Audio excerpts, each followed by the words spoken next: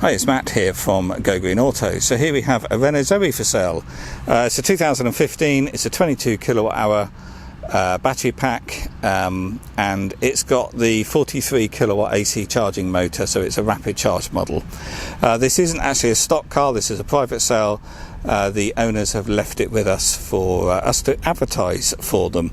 But I actually know this car because I did originally supply this car to the previous owner about 4 years ago now. So as I said, this has got a 22 kilowatt hour battery pack, and that battery which sits down there under the floor is currently leased. So these were all leased batteries when they came out, and what that means is you buy the car, but then you hire that battery pack from Renault, and that costs £49 a month, and then Renault will take responsibility of it, so they guarantee it to 75% of its original state of health, and you also get a breakdown cover included with it as well. But you now have the option on these to buy yourself out of that battery lease. So if you were to buy this vehicle, you would take on the lease initially, and then you can carry on renting, but at any time you can ask RCI, who are the finance company, for a purchase price. On this, I suspect it would be about £2,250, and then for that you then buy that battery pack, and therefore then do away with the lease, and it becomes a fully owned electric car.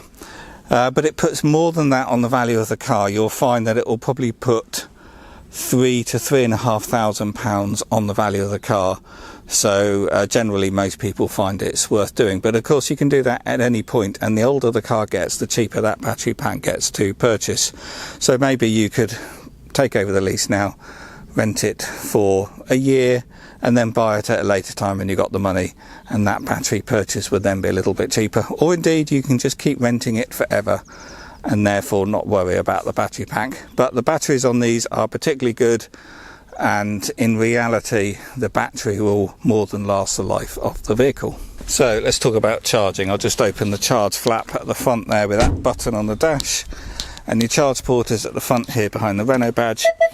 And Renault's are AC charging only, but as I said, this is the rapid charge model, so it will charge at 43 kilowatt if you were to use a public rapid charger, and what that means is it will get a charge in 30 minutes, but typically you'll be charging at home, and the maximum you can charge at home is 7.4 kilowatt, and these charge in about 4.5 hours when you're doing home charging from a wall box. All the charging information and times is on the website, so do look there. And here, if we look in the boot, this car comes with 2 charge cables.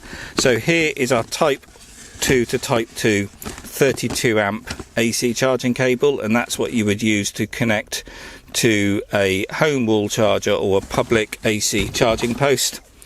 And here is a portable charger, often called a granny cable, and that allows you to charge the vehicle from a normal main socket. This is a 10-metre version, so far more practical because sockets are never particularly close to the car. These are sort of occasional use charging or emergency chargers, or you would use this initially until you get a proper wall box installed. Because these can only draw 10 amp because they limit the power, because you can't draw too much power through a normal ring mains. So when charging on the granny cable it will charge at 10 amp, but when charging with a proper wall box it will charge at 32 amp. So let's talk about range. So these have a 22 kilowatt hour battery pack, so typically they do around the sort of 80 to 90 mile mark in the summer. If you drive these very efficiently and you're doing sort of city stop-start driving and not doing any particularly high speed, you can eke these out to about 100 miles. You can see there the range meter showing 88 miles and it's fully charged. And in the winter it will do less because the heating uses quite a lot of energy. Even though these have a heat pump, they are a lot more efficient than cars without a heat pump, but battery packs also get cold and are less efficient when they're cold. So generally on the Zoes you see about a 15% loss in the winter. I can also tell this car's running very old BMS software, and that's the battery management system. So this would benefit from a software upgrade. So when this is next in at a Renault dealer having a service, you would ask them for a BMS software upgrade. They may well charge you. Shouldn't cost any more than about an hour's labour rate. And the car would benefit from that, because I can tell this is running old software, and that would give you an increased range, probably in the region of another 10 to 15 miles, I suspect. As I said, this one is a private sale, and of course it's here at Lyford now if you want to come and view it and test drive. And we can also arrange delivery nationwide if that's needed as well. And for those that might want to buy the vehicle from afar without coming to view it first, then that's the reason for this video, to describe the condition. And you may have seen the videos before. You know, I point out every little minor stone chip mark or scratch I can find. I don't hide anything, because I want people to know exactly what they're buying. So let's have a walk around and show you the condition of this one. It's obviously in this light metallic blue. I think they call it iceberg blue. Really nice colour. It looks really good in the sun. This one obviously now, what's 2015, so what's that, 5.5 years old. It does have a few scratches and dents on it, which I'm going to point out. So I'm going to point out lots of things that maybe some people won't care about, so it might come across as sounding a little bit negative, but as I said, I want people to know exactly what they're getting, so I'm not going to hide anything.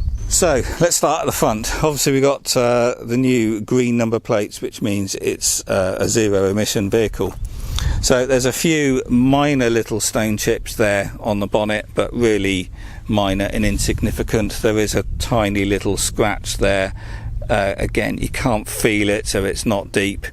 Might polish out if you want to have a go with that. Looking round at the front, very low down on the bumper, and of course this is all plastic. There's some scratching at the bottom here, some two long ones there, a lighter one there, but a one cut into the plastic a little bit there. But they're all low down, and from normal standing height you really can't see those. There is a little bit of a rub here on the wing and the bumper. The wings are plastic on these, so they're flexible, so nothing's going to rust. But let's see, there's a little bit of paint missing there, but again, pretty minor. Some curbing on this alloy wheel around that edge, and then a bit down there. Looking at the top of this bumper, there is a scratch there. That was actually there 4 years ago when I sold this vehicle originally, and it's got a bit of touch-up paint in it. So let's look along. I'm just trying to see, because there was a dent here. Yes, on this passenger door there is a little sort of pinprick dent just there. Just see whether the camera's picking that up. And then the rest of it looks okay. I think there's some minor there's some minor scratching in the paintwork. A little bit more visible here on the wheel arch. Obviously a little parking scuff here. So yeah, starts about there, very minor scratches, a few more along that protruding lip, and then some light scratches there in the door. But you stand a metre away, you can't really see them, but obviously they're there. And there's some light scratching under the sill there, but again very low, which you're always going to get that on modern cars. Minor scratching on the back of the mirror caps, because these are painted, again completely normal. Few little scratches there on the door pillars. These are a vinyl sticker that they put over that, so they do tend to scratch and get nicks out when they hit walls or garage walls and that sort of thing. So that's all sort of pretty normal on Renault Zoes. Looking round here, that alloy wheel is all scuff free. Right, round the back there's a couple of things to show you. Firstly, there is a dent there in the boot lid, size of my finger, and you can see there it's got a little black in it, but that is quite visible. There's a bit of scuffing here on the bumper, but as I said, the bumpers are plastic anyway, so it's not going to rust. There is an indentation down here and a bit of parking damage here. So we've got some scuffing and sort of lumps on the plastic there. But anyway, that's where someone has hit something while parking. That is visible.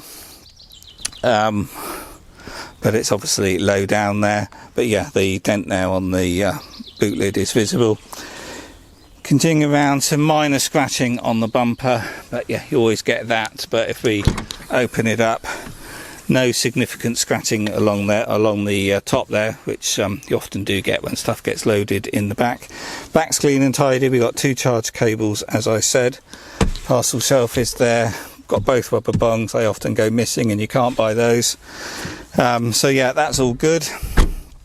And then we've got a camera on the back of here as well, by the way. Looking round here, that alloy wheel is all scuff free. It's only the 2 front alloys which have got a little bit of damage on. There's a very tiny little dent in the door there. Again, one of those tiny little pinprick dents. That's just where the car doors swing open onto it.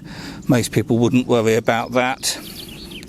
There's another one there, the same, and I think there was one more, yeah, just below it. There's another one there, but you only see all 3 of those if you're at the right angle and the sun is shining. They're all very minor. And then looking down this panel, the rest of it looks okay on this side. I would just say I've taken lots of pictures, so if you go on the website and have a look at the photo gallery, you can look at all the pictures full screen. You can also zoom up, and I've highlighted all the things I'm showing you, so you can go and have a good look at a picture in detail. And then the final thing on this side is this alloy wheel. It has got some sort of significant curbing along this edge and some of the paint missing off this spoke and a bit of minor curbing around there. So, you know, in the long term you might want to get the front wheels refurbished. You can get alloy wheels refurbished for about £100 each. So let's have a look inside. Oh, and like the other side, there's a bit of light scratching on this vinyl sticker that they put on these. There is a little indentation somewhere there. I felt it with my finger. Yeah, just there. But yeah, all normal. The edges are still good. It's all what you would expect with a vehicle of this age, to be honest. I'm probably sounding a bit too picky. Anyway, let's have a look at the inside. The inside is all clean and tidy, and no significant scratching on the door cards or the dash. None of the chrome trim has started flaking like it can do on some Zoes. So yeah, inside it's a really nice condition. Let's just show you the back. So yeah, all clean and tidy. The only thing I need to point out on the inside is someone's removed the seat at some point, and which you can do in the Zoes. You can take the back rest out and then you can pop this up and take it out. The problem is the 3 clips that hold the seat down break, and it won't lock down properly. The seat's all there fine, but it's just not locked down tight. So the 3 clips need replacing if you want to you know, make that seat base secure. But they only cost £6 each from Renault, so you're looking at £18 in total to change those clips if you want to do that. Final thing, original Renault mats, all in good condition, and looking at the back, all the door cards and everything are all nice condition as well. And then at the front here we can see the mileage is 34,597 miles. Let's just switch it on, and then we can scroll up here to see the servicing. Next service due 13,700 miles or 3 months. This actually said 4 months yesterday, so that's only clocked over overnight. So we've got 2 keys here as well, and we've got the book pack, the quick start guide, the R-Link guide, that's the multimedia system, and then the handbook. And then if you look at the back here, service stamps, 2016, 2018, 2019, that's at 23,685 miles. Brake fluid was done at that one as well. So yeah, so the next service is only a minor service. Generally those cost about 80 odd quid or so from a Renault dealer, because it really is only an inspection and a cabin filter change. But I would suggest you get that BMS software updated. Of course it doesn't need to be, but it will help a little bit. And then the V5 is here. It has had 2 previous keepers, and the registration date is the 30th of the 3rd 2015. We've got previous V5s. The MOT was done at 33,797 miles, so it hasn't done many miles since. It was done on the 18th of January 2021, so the expiry date is the 17th of January 2022. No advisories. So we've got a previous MOT, which was July 2019, advisory of a front tyre, which of course we've got, well there we go, there's a receipt for tyres. And then we've got some previous receipts from the previous owner before the current one, from Renault, an original PDI document, and then we've got the battery lease documentation there. So the process of the battery lease is quite simple. If you wanted to buy this car, we'd have to transfer the battery lease over first. That's just a case of filling in a form where ICI Bank then get your details. They raise a battery agreement, they email it over, you sign that, return it, and that transfers the battery rental from the current owner to the new owner. And that has to be done before you take ownership of the car. The reason is, obviously, you could buy the car, and if that battery transfer isn't done, then the current keeper is then paying for a battery that they've no longer got access to. So it does mean there's a little bit of delay of a few days while that battery lease is transferred, but it's a relatively easy process, and of course been doing hundreds of these over many years, so fully understand the process, and that's exactly why the car's here. So we can sort all that out and make sure it's done properly before the car's released. So this vehicle's ready to go. So if you're interested, give me a call or email. Obviously it's here at Lyford if you want to come and view it and test drive it. As I said, I can also arrange delivery anywhere else. It could get delivered anywhere in the country. That will come at a cost, but if you let me know your postcode, I'll tell you exactly what that will cost, and it will come to you fully charged and ready to use, and it will be delivered on a flatbed or a trailer.